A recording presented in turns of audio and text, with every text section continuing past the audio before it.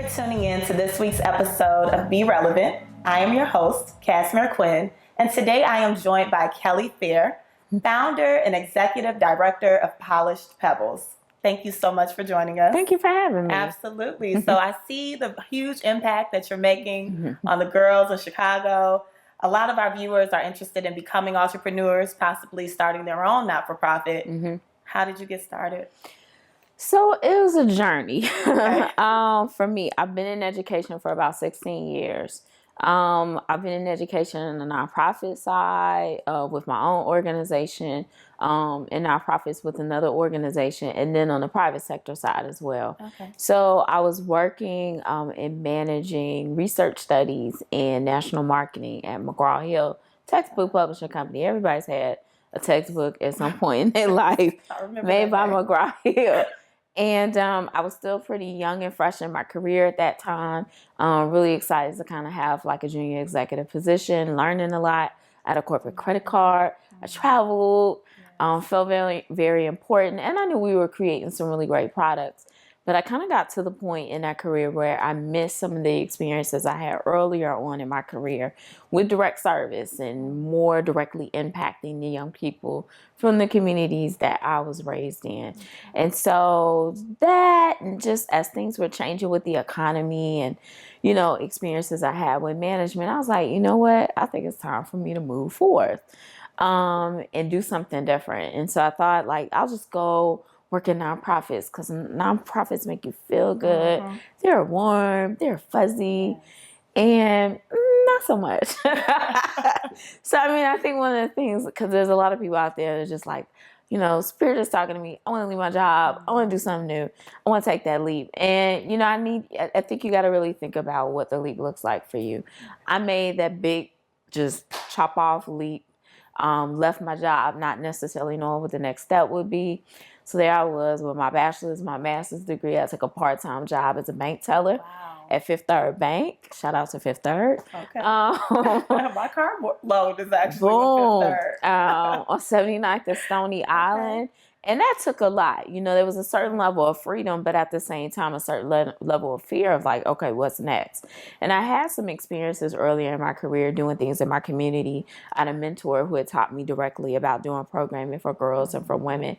And I started doing that. And down the street, everything was happening on Stony Island at that time. Down the street at the Avalon Branch Library on 81st and Stony Island, I started having a women's group. Because my mentor, the Reverend Dr. Linda Shepard, who had taught me so much of what I knew about community and girls and women's programming, had made her transition like a couple of years before that. And so I was like, somebody's got to keep these women's programs going. Somebody's got to keep these girls' programs going. So I had a women's program at first, ran monthly. And we had about 65, 75 women follow us for about 6 months. And I was developing Polished Pebbles at the same time. And I was just passionate, whether it would be women or girls, about women and girls being great communicators. Because I knew it would have a great impact on women and girls in the workplace.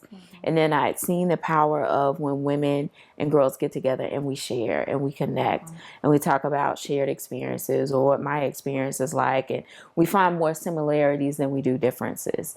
And that group kind of provided me with the launching pad for the initial mentors, the courage to step out, to think about starting Polished Pebbles. And then I started consulting a couple of the nonprofits or educational programs.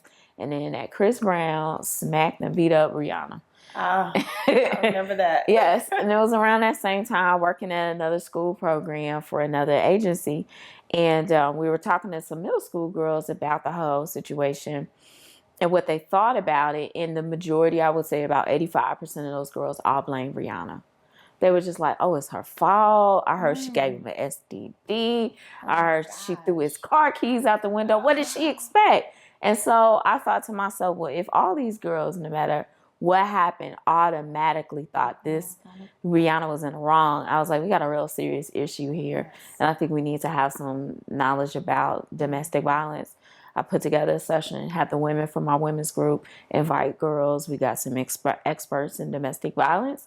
And that was the first pseudo session of Polished Pebbles at the Woodson Library on 95th and Halsted. So free space really helped, you know, kind of really serve as the incubator for what Polished Pebbles is today. And I love how you chose a topic that the girls would be interested in. And Brianna and Chris Brown, I know everybody was definitely a part of that and wondering, well, what happened? Well, she is, you know, a foreigner. Maybe she's a little crazy. And he's so cute. Right.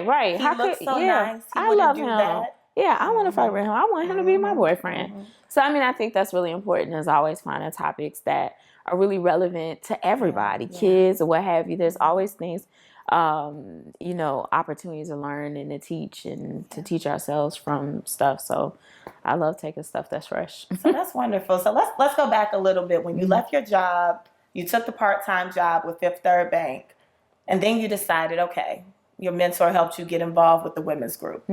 How did you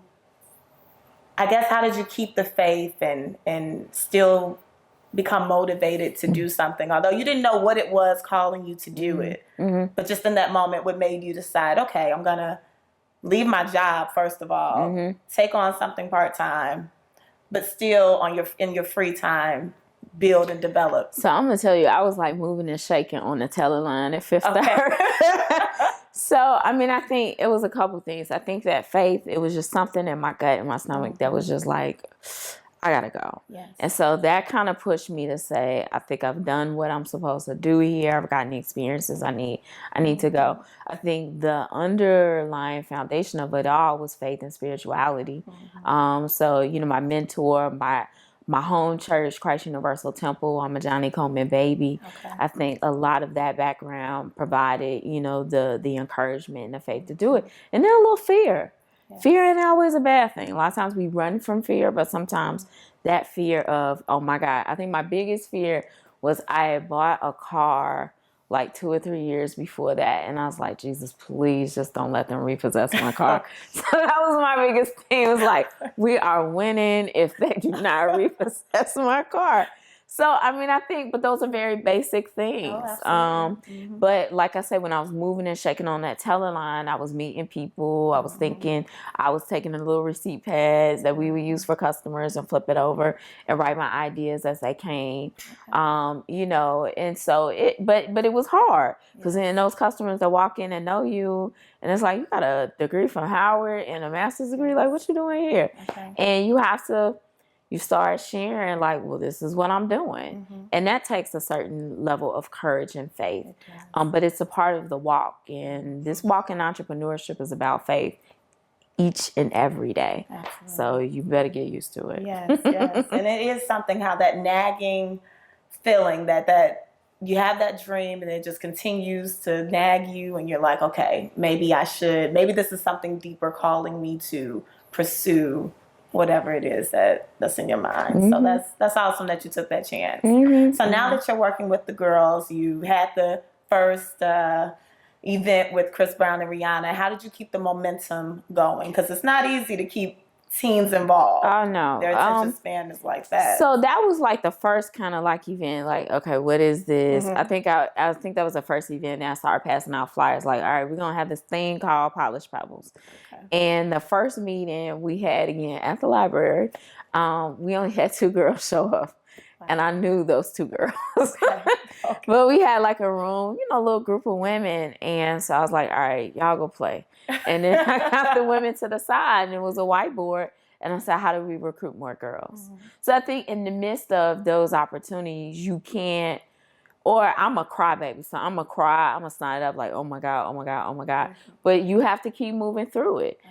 So 2 girls at the first meeting, even when I started my women's group, I think the first time I had that session was like the biggest snowstorm ever. And I was like, oh my gosh, nobody's going to come. But people came.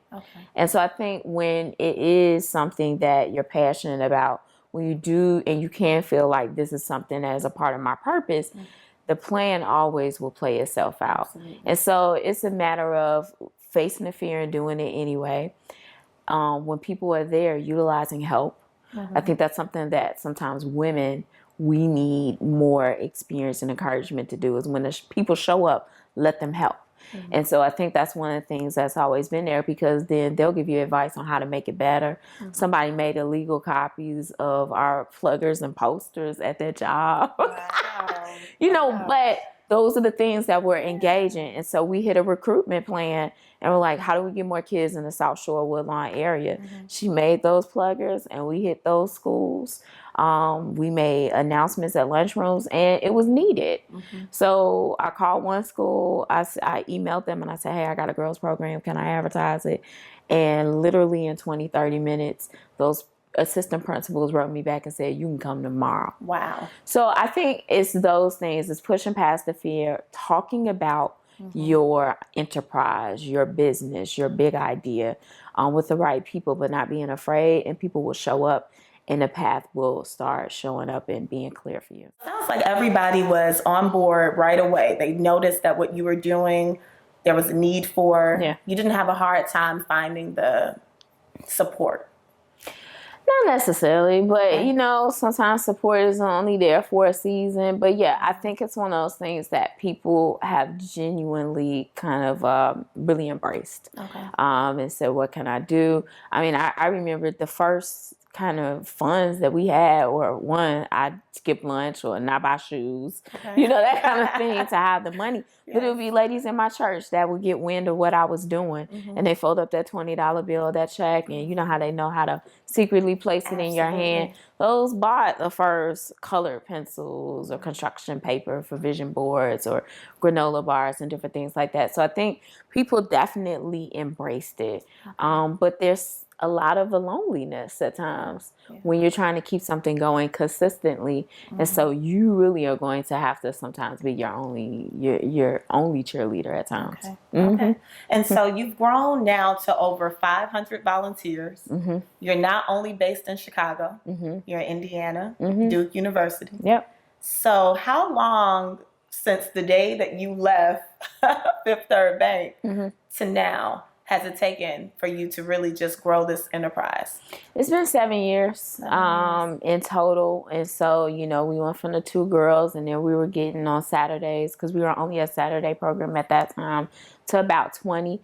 But it's one of those things, like, I didn't necessarily have a business plan and say, in 1 year, we will be here, we will be here. I kind of was just filling it out organically.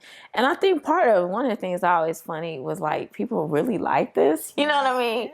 And, you know, people kept coming.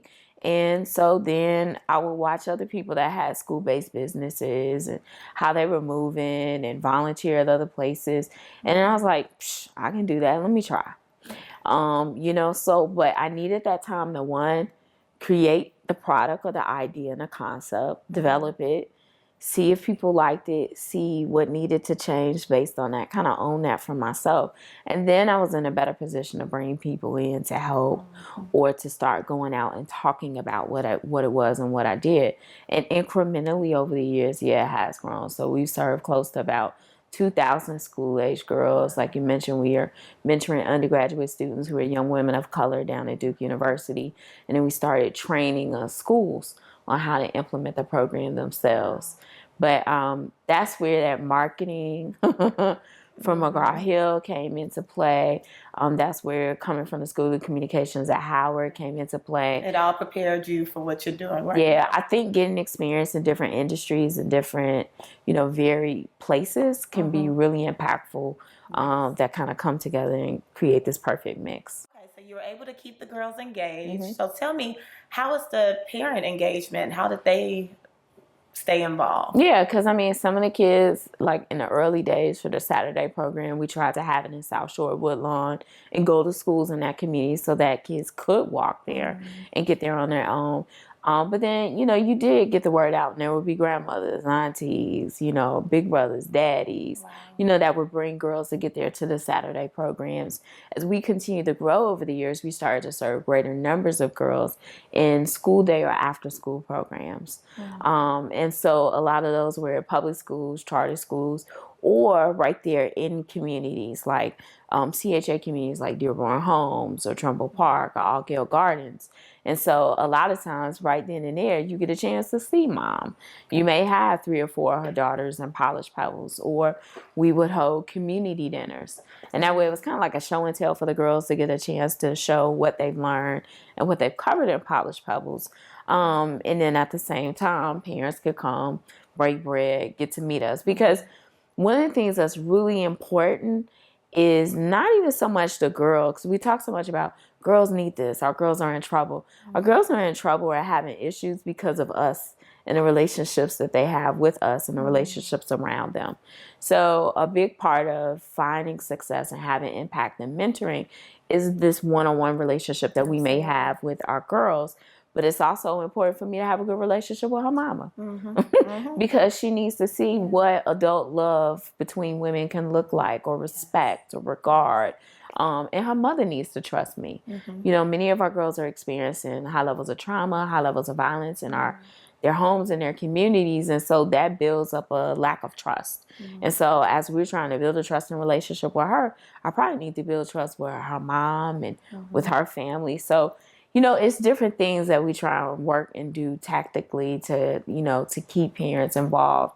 But the parental engagement piece is a really, really larger issue I think everybody's struggling with.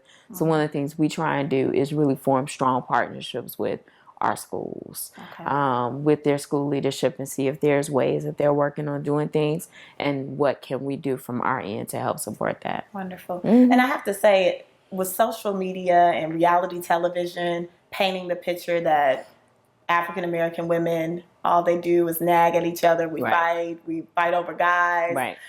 It's really positive if they can see that interaction between the women that mentor them on your side, how you manage these relationships with them and their parents. So that's wonderful. And then it goes back to the power of social media. To be honest, Polished Pebbles grew because of social media.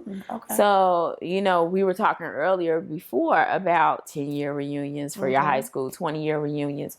To be honest, it was my classmates from high school that saw me talking about Polished Pebbles, and I would throw up pictures of girls that before we even had any girls in our program, you know, but they saw the little promotions I was doing. They were like, hey, I'm going to bring Kayla.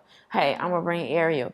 And so those were very much the first girls who came in Polished Pebbles, but they came from positive relationships from people that we were all in a high school network. And I wasn't even really necessarily close friends with them, but that's love in action. And I think a lot of times when we think about social media and TV and media and women our age, we don't get credit sometimes, or we don't acknowledge and promote the times that we're naturally doing loving things towards each other.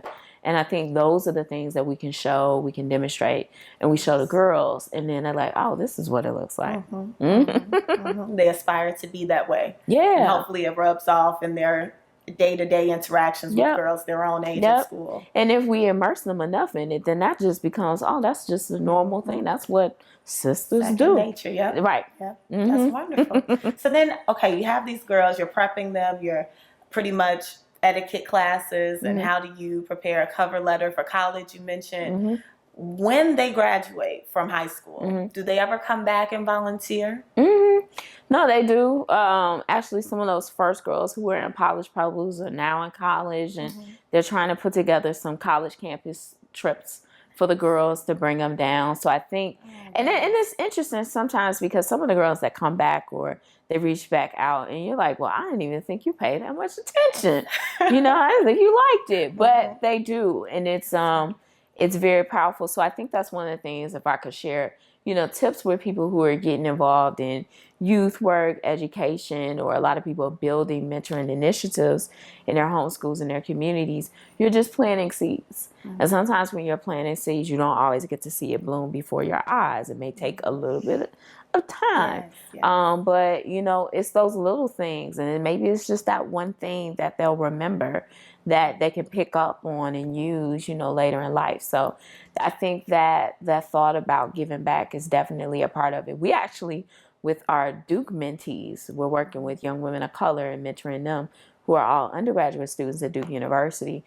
Their culminating event ending their year of mentorship involved them giving back. And so they actually put together and designed like a quick kind of like half-day seminar for girls at a local middle school. Wow. You know, talking about where they're from across the country, the colleges and universities in their cities, no more girl drama, how to avoid girl aggression, you know, all those things. So we hope to make sure that we're leaving a legacy, a natural part of being a polished pebble. Yeah, and I'm sure that makes you feel amazing to see that come full circle. I mean, Yeah. literally, someone that you mentored is now mentoring. Yeah. And Yeah, that's amazing. It's one of those moments where you're like, okay, this actually works. And I still have those moments. Like, I never forget the first time we made Polished Pebbles t-shirts.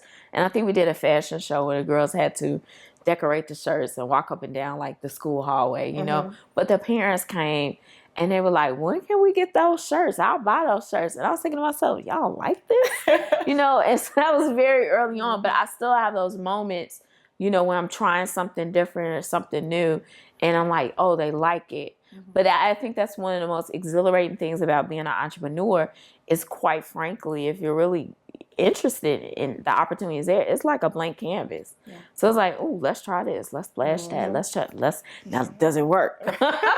You know, but when it starts working and you see the evidence of that, is extremely gratifying. That's wonderful. And so with the parents that are probably watching the show right now, are there any tips for success that you can tell them? I know a lot of parents wonder, well, world has clearly changed since my parents' day and time. So if you could give them one takeaway or 2 or 3 takeaways from this show today, what would that be in preparing their child? Yeah, I think one of the things that has become almost a lost art in too many of our homes, but particularly African American homes too, and I think some in Latino homes too, because we serve a lot of African American and Latina girls, is the art of just conversation and dialogue. So I think, you know, hey, what happened today? What did you do at school? Did you like it? What's Polished Pebbles? What are y'all doing at?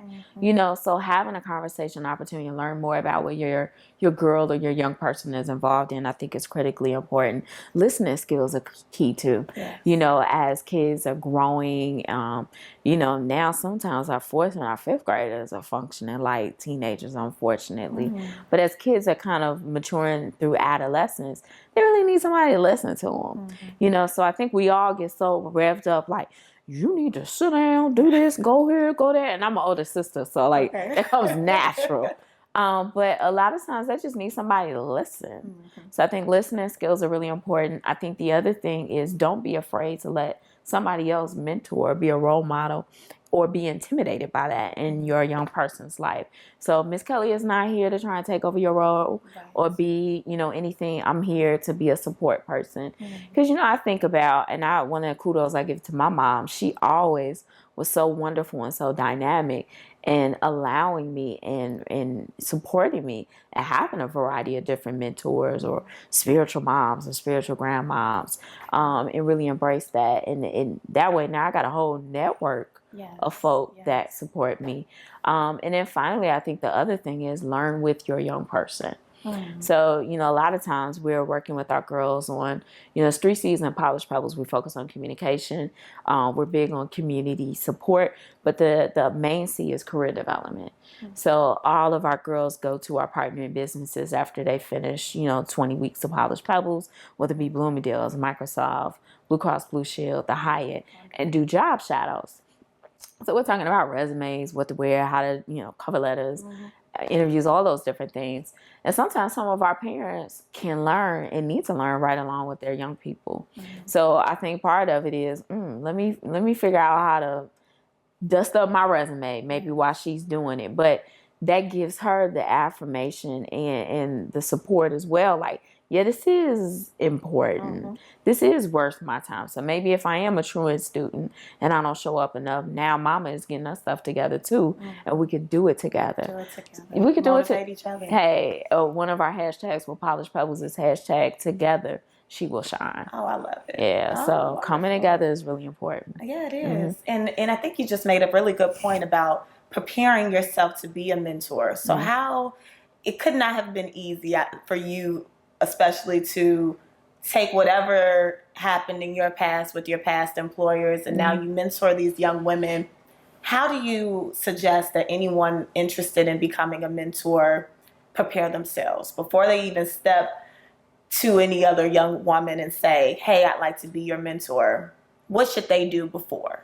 I mean, I think you need to think about what I've seen now. A lot of it is motivation. Like, why are you doing this? So if you're doing this so you can go take a Facebook or a social media picture and say, like, look at me with the kids, don't do it.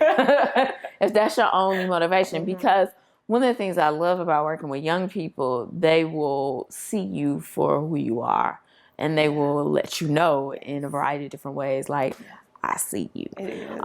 So discernment is heavy and unfiltered. Yes, ma'am. And so I think, if the motivation to really support a young person, but also be willing to learn right along with them, if that's not in you, it's probably not your space to be there. But I think, I think it's just taking a step and just doing it. I think too often we get worked up and say, "Ooh, I don't have that kind of job. I can't be a mentor. Oh, I didn't go to school. I can't be a mentor. Oh, this, that, and the other." And I think there's enough people on my side of the game that create those boundaries and the barriers and say, "No, you shouldn't." If you don't have any safety issues or things like that, I think you need to move towards a mentoring organization, follow steps, get trained, do an orientation, and step out there and do that. Absolutely. In my book, They're All the Same Girls, like a guide for people who are getting inspired to want to get involved in mentoring, or people who are practitioners with organizations. I tell a story about my great-grandmother, Maggie Pebbles, and she's an old-time Morgan Parker, South Side of Chicago community. But Nana was an usher at her church, and a girl could come stand next to the lady in the service that they wanted to mentor her. Now, Nana only had a 6th grade education. She did domestic work for most of her life, but she did own her own barbecue restaurant for a spot. She could not believe a girl came and stood next to her. So I think far too often in our community, we've created this facade that if you don't have a white collar career, if you're not totally educated and you don't have this, that, and the other, then you're not a great mentor. And I think it's really important, as part of my passion, is making sure that we understand we all have a role in this. Absolutely. The Nanas of the world, the doctors, the PhDs, the lawyers, we all have a role and a responsibility to play a role and do something to impact our young people and help change the tide. So we all can mentor in some way, shape, or form. And sometimes I think that might better prepare you, because that means that you've had to take other routes to make it to the level of success that you have made, and maybe you can provide some tips to the young ladies. Wisdom is wisdom. And, sometimes some of the wisest and the most wealthiest people I know are not the most educated or savvy in that way. So it's up to us to validate and identify it as that and put that in front of our young people. Yeah, life experiences that teach people just a lot. Okay. And so you mentioned the book.